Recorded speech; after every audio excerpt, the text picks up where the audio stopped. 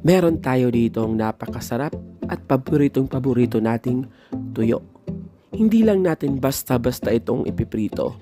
Meron tayong ingredients na ilalagay dito na talagang mas papasarap sa ating tuyo. Kaya ano pang hinihintay mo? Tapusin mo itong video hanggang sa uli at sisimulan na natin ang pagluluto.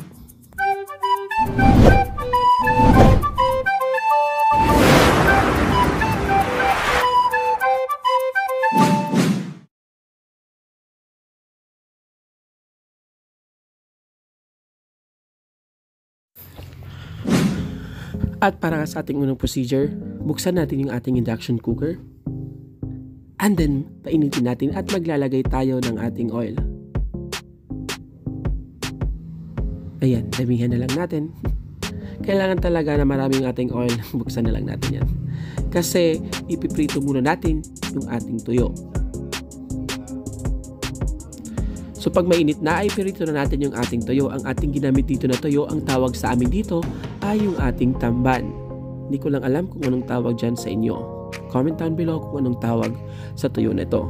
Pero dito sa amin, ang tawag dyan ay tuyo. Talagang napakasarap nito at talagang napaka-common na nitong ating tamban na tuyo dito. Ayan, lutuin lang natin siya. Hintayin lang natin siyang maluto and then flip lang natin. So napakasimple lang naman ng pagluto ng ating tuyo dito. So comment down below kayo kung ganito rin ang iyong ulam ngayon.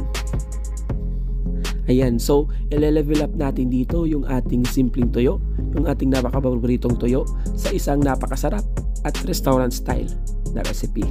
So di mo akalaing tuyo lang ang ating ginamit dito. So pagkatapos luto na to, set aside lang muna natin ito. And then, sa next procedure na tayo. Para nga sa ating next procedure, gagamit lang tayo rito ng 3 piraso ng ating kamatis. So, yung ating kamatis dito ay yung malalaking kamatis talaga. Ayan, pero medyo may kamahalan ito.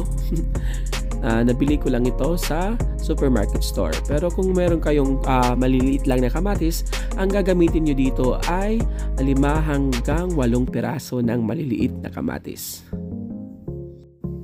So, kailangan talaga madami yung ating inilagay dito na kamatis. Malalaman nyo mamaya kung bakit ba dinamihan natin yung nilagay nating kamatis. Paulit-ulit tayo dun . Sukat lang natin siya ng ganito. Pero naman, kahit hindi naman ganito kalalaki, basta makat lang natin siya dahil madudurog naman yan mamaya.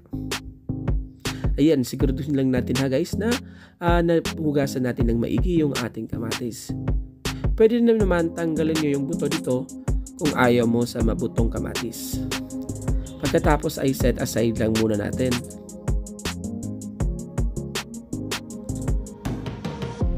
And then maghihiwa tayo ng ating bawang at sibuyas. Unahin na natin yung ating sibuyas dito. Kung meron kayong white onion, mas maganda din yun. Chop lang natin siya. So maliliit dapat yung ketchup natin dito.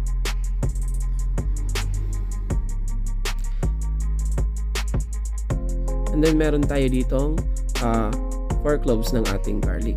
Cut lang natin siya ng maliliit din. Pagkatapos ay set aside lang natin and ready na natin yung ating induction cooker. So on lang natin yung ating induction cooker. Ilagay na natin yung ating frying pan. Turn lang natin yung heat into medium.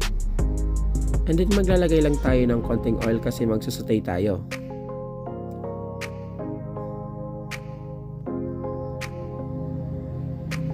Painitin lang natin and then ilagay na natin yung ating bawang. Ayan, magtatanong tayo, ano ba yung inuuna nyong pang-sautay? Yung bawang or yung sibuyas? Comment down below. Ako kasi inuuna ko yung bawang para medyo matutong siya and then inuhuli ko yung ating sibuyas. So antay lang natin na maging translucent yung ating sibuyas bago natin ilagay yung ating kamatis. So naaamin nyo ba guys? Ang bango-bango talaga. Ako lang ba yung nababanguhan sa ating pinagsasatay ito? Pagkatapos ibuhusan natin yung ating kamatis. Pagkatapos press lang natin siya hanggang sa madurog. So ito yung sinasabi ko kanina guys, na kailangan talaga madami yung ating kamatis dito para medyo masabaw yung ating recipe ngayon.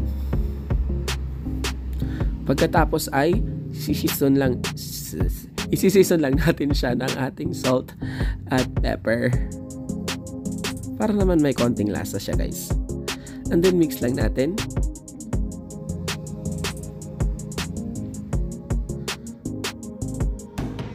And then kailangan talagang ma-press natin ng maigi yung ating kamatis para magtubig siya. Tama ba yung term ko? Pagkatapos crack tayo ng isang buong itlog. Antayin lang natin na maluto siya ng konti bago natin siya i-mix. And then haluin lang natin siya hanggang sa maluto yung ating itlog. Parang pastos ko dun Char. Ayan, so pag naluto na nga yung ating itlog, ay ibubuhos na natin dito agad-agad yung ating napakasarap na prito nating tamban, yung ating tuyo. So napakasarap talaga ng ating recipe na to. Hindi mo akalaing tuyo lang yung ating nilagay dito. So pang restaurant yung lasa at talagang affordable pa, di ba guys? So ilagay na natin yung ating tuyo dito. Ano bang ginagawa natin yan? Pang thumbnail lang yan guys. Pagkatapos ay hahaluin lang natin siya ng maigi. Haluin lang natin para yung dagdag asin ng ating tuyo ay malagay dun sa ating ingredients. Kaya hindi na rin natin dinamihan yung ating salt kasi maglalagay tayo ng ating tuyo. Alam niyo naman yung tuyo ay medyo maasin na rin. Para hindi maging maasin yung ating kamatis dito. So haluin lang natin and then lutuin lang natin siya ng 1 to 2 minutes lang. Para manuot talaga yung lasa dito. So after 2 minutes, ito na, maglalagay tayo ng ating liquid seasoning. Nakalimutan natin yun Pandagdag lasa lang din ito. Pero kung wala kayo nito, pwede naman oyster sauce na lang yung gamitin dito. And then haluin na lang natin and then lutuin na lang natin siya ng 30 seconds. Mabilisan lang.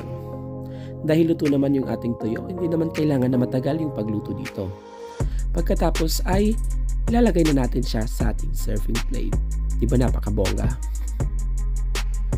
Ibuhos na rin natin siya agad. And then ready niyo yung kanin nyo kasi mapapadami kayo ng kain dito sa sobrang sarap. O diba? Ito na ang ating napakasarap na kinamatisang tuyo. Maraming salamat sa panonood. I hope ay meron na naman kayong natutunan dito sa ating napakasarap at kakaibang recipe na hindi mo akalaing pwedeng gawin ito sa ating tuyo. Huwag mong kalimutan mag-like and subscribe sa ating YouTube channel at sa ating Facebook page. Thank you for watching. Stay safe and God bless.